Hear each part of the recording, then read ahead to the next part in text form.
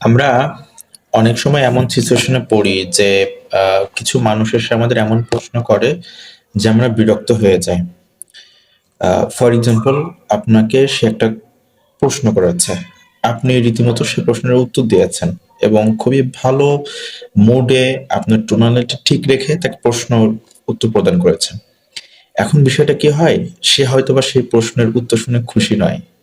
কারণ সে চাচ্ছে যে আপনার থেকে মানে বারবার পোক করে যতক্ষণ না পর্যন্ত একটা বিরক্তিকর বা বিরূপ উত্তর সে পাচ্ছে, ততক্ষণ পর্যন্ত সে আসলে স্যাটিসফাইড ফিল করবে না।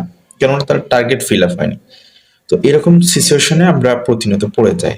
তো সেক্ষেত্রে আমরা কি করতে পারি? এখানে একটা আহ, লেখা আমি পড়ছিলাম। সেই লেখাটা হচ্ছে ঠিক এরকম।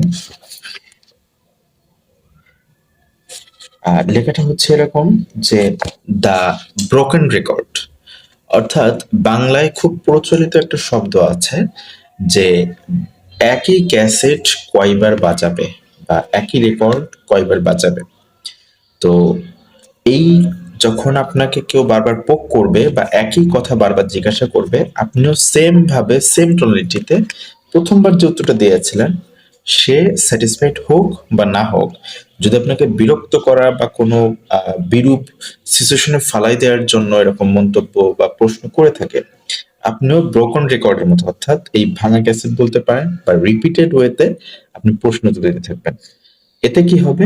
ওই ব্যক্তির আশা কখনোই ফিল আপ হবে না এবং একই সঙ্গে আপনার যে প্রফেশনাল বলেন বা যেই ওয়েতে উত্তর প্রদান করা উচিত সেটা আপনি আপনার জায়গা থেকে আপনি সঠিকভাবে প্রদান করছেন।